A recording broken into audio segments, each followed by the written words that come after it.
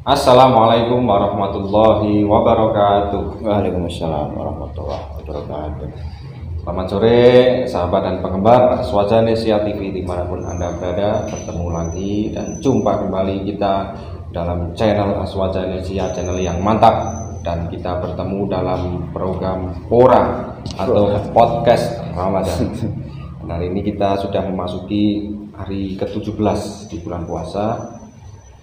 Dan kita sekarang ini sore ya Pak, sore ini kita belum buka puasa. Dilihat dari wajah-wajahnya semoga kita tetap sehat.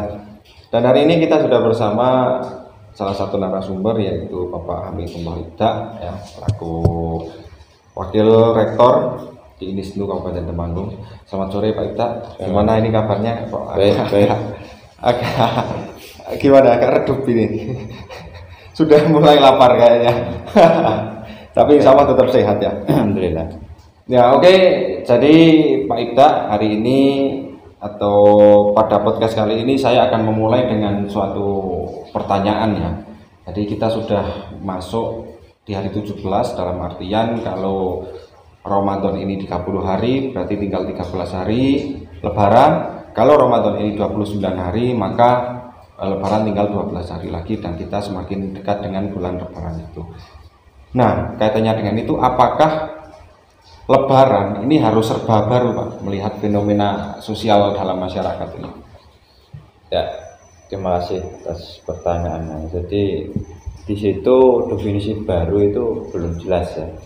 Dalam arti yang baru ini bajunya, uangnya, keluarganya, suaminya, istrinya, atau iman dan takwanya misalnya. Maka kalau di dalam ungkapan Arab ya, ini ada yang menyebut hadis Nabi, tapi yang tepat setelah kami cari ini adalah ungkapan peribahasa Arab ya. Laisal id liman nabisa jadid walakin id liman yazidu taqid ya. Artinya tidak, Idul Fitri itu bukan untuk laisal id liman nabisa jadid, bukan untuk orang yang bajunya baru ya.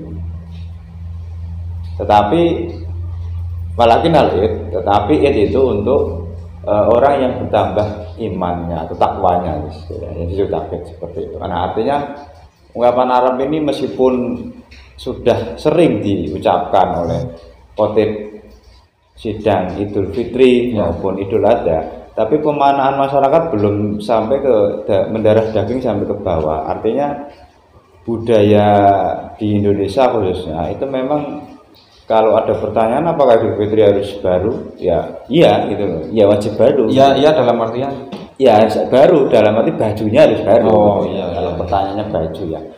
Nah kalau kita merujuk kepada salah satu kitab yang dikarang Imam Ibnu Hajar Asqalani ya, Fathul Bari ya, bisyarah Sahih Bukhari Muslim itu, di kitab Fathul Bari itu ada sebuah ungkapan yang memang di zaman Nabi sampai Imam Ibnu Hajar itu memang wajar di dalam merespon atau ketika Ramadan menjelang akhir itu belanja dan serba baru itu sudah membudaya. Memang sejak zaman Nabi ada suatu kisah atau sabda beliau itu memang menganjurkan umat Islam itu memakai pakaian dan wewangian ya. Di situ tidak ada kata baru. Jadi salah satu sabda Nabi seperti itu. Pakailah wewangian dan baju. Tidak ada embel-embel baru gitu. Nah, artinya apa? Kita disuruh memakai pakaian dan wewangian agar suci karena Idul Fitri kan kembali ke fitrah. Filosofinya itu di situ. Nah, lalu dalam konteks Indonesia bagaimana? Nah, ini yang menjadi pertanyaan karena dalam tradisi ataupun kebiasaan harus baru ya. Harus baru, entah itu. Kayak kalau nggak baru ini bagaimana itu? Lebih, mohon maaf, kalau di tempat saya itu ada diskriminasi lah. Seperti itu. Nah, ini kan kasihan bagi orang yang tidak mampu membeli baru ya ini ya. Maksud saya ini nggak kuat beli baju. Nah begini, kalau di majalah Historia, Christian Senogor Gronje ya, angel namanya. Ini pernah menulis buku catatan gitu ya, Islam di Hindia Belanda, bahwa sebenarnya tradisi makan-makan, kumpul-kumpul, beli baju baru utamanya ya. Semua serba baru ini muncul di Indonesia awal abad 2000. Karena Kristian ini kan hidup 18 sampai 19-an ya. Dan dia mengingatkan sebenarnya akhir-akhir abad 20 ini, abad 20 ini dia menulis seperti itu. Nah, maka sebenarnya budaya membeli halal baru ini sudah ada sejak zaman Nabi ya, dari kitab Fathul Bari tadi, dan juga sudah ditulis di Senawarjonjo ini muncul di Indonesia abad 20-an. Karena memang tradisi saat itu kemajuan teknologi sudah membudaya, ada iklan, ada apa namanya berbagai hal yang dijual oleh produk industri, sehingga saat itu masyarakat mau tidak mau terpaksa harus membeli halal baru gitu loh. Dan memang kalau kita melihat secara antropologis, masyarakat Jawa itu kan memiliki filosofi khususnya puasa ya. Ya ono poso, ono bodo. Ada puasa, ada lebaran. Disitulah makna lebaran ini mereka harus menyisihkan rezekinya untuk membeli peranti-peranti yang baru. Tidak hanya baju, tapi lengkap gitu ya, sarung, ya peci, ya sandal, ya celana. Itu yang dipakai, tapi kan ya banyak. Maksudnya kalau sekarang ya itu misalnya catnya baru, kemudian ya bersemua lah ya, apalagi bagi orang yang memang serius dalam arti menyambut Lebaran tuh Idul Fitri dengan serius, kadang rumahnya dibersihkan semua, kordennya baru, pas meja bunganya, pokoknya semua serba baru. Tapi saya memaknai sebenarnya serba baru ini bermakna positif ya, karena kita zuyina ya, menghias gitu, zayin ya. Artinya ada proses menghias, dan ini kan kalau hiasnya itu yang penting baik, suci, toyib gitu kan. Tetapi yang paling penting sebenarnya merujuk kepada perintah Al-Quran atau perintah Allah di dalam Al-Quran.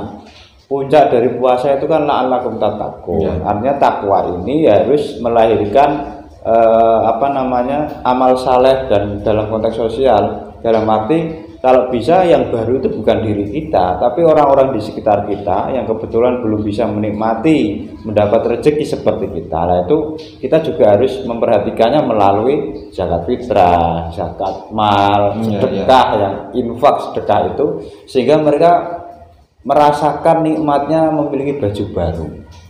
Nah, inilah pesan sosial yang harusnya muncul sebelum Idul Fitri. Jadi jangan hanya banyak halal baru pada diri sendiri, tapi ya itu sebenarnya takwa itu apa sih gitu loh. Kan menjalankan perintah, menjauhi larangan, itu kan. Maka sepakat substansi lebaran itu ya takwa itu paripurna. Ibarat HP itu sudah di full di charge gitu, takwanya sudah full sehingga memberikan energi positif pada orang-orang sekelilingnya. Jadi saya kira baru tidak masalah, yang penting prinsipnya saudara-saudara kita merasakan, dan yang paling pokok adalah jangan berlebihan. Karena kalau kita melihat pola masyarakat ini kan konsumtif sekali ya. Yang baru itu tidak hanya baju saat sholat idnya, tetapi saat ujung-ujungnya, saat baru minta maaf, lebaran, badan kan orang Jawa itu juga baru semua. Lah ini kan kalau berlebihan juga tidak baik juga. Pokoknya dari mulai atas ini, dari ujung kaki sampai ujung rambut semuanya baru. Ya, tidak masalah 1 tahun sekali, apalagi 2 tahun ini kita terbatas ada COVID. Tapi yang paling penting tadi, bagaimana kita melakukan transformasi sosial, memberikan kebaruan juga bagi orang-orang di sekitar kita, khususnya orang-orang fakir miskin dan mustahik yang lain ya, dan juga jangan berlebihan. Prinsipnya itu di situ. Soal baru saya kira tidak masalah, itu kan wajar dan secara manusiawi sudah membudaya, manusiawi juga ya. Sudah ada sejak tahun era abad 20-an, dan di kitab Fathul Bari itu sudah diperintahkan Nabi, meskipun di situ hanya memakai wangi-wangian dan juga pakaian, tidak ada kata baru di sini. Makanya kalau kita ingat lagu anak-anak di Ananda itu kan, baju baru alhamdulillah. Jadi pakai di hari raya, tak punya pun tak apa-apa, masih ada baju yang lama. Nah, itu saya kira lagu anak-anak yang dinyanyikan Mbak Diana Ananda sekarang sudah besar ya. Dan pesan moralnya ada di situ ya. Dia mau baju baru atau tidak, yang penting kan takwa kita yang meningkat. Itu intinya di situ. Bagi orang yang kebetulan belum bisa membeli baju baru. Ya, yang penting takwanya baru dan kita memakai baju yang lama tidak ada masalah. Bukan hanya perhiasan dunia lah ya. Wah, ini lagu lagi. Oke, terima kasih Pak Ibda ini atas penjelasannya. Mungkin cukup untuk penjelasannya karena ini kan juga membuat bingung masyarakat juga artinya wakil baru itu wajib menurut bahkan mengatakan seperti itu kan nanti malah itu budaya. Iya, budaya ya. Jadi seperti itu ya sahabat-sahabat atau penggemar Aswajanesia TV. Artinya baju baru oke, silakan baju baru, namun takwa kita tetap harus bertambah dan jangan lupa ketika kita menghiasi dengan diri kita sendiri, jangan lupa orang-orang di sekitar kita juga harus kita pikirkan. Oke, seperti itu. Terima kasih atas atensinya untuk menonton video ini. Semoga kita bertemu lagi di pora-pora selanjutnya. Saya Heri, wallahu muwaffiq ila aqwamit thoriq. Wassalamualaikum warahmatullahi wabarakatuh. Waalaikumsalam warahmatullahi wabarakatuh.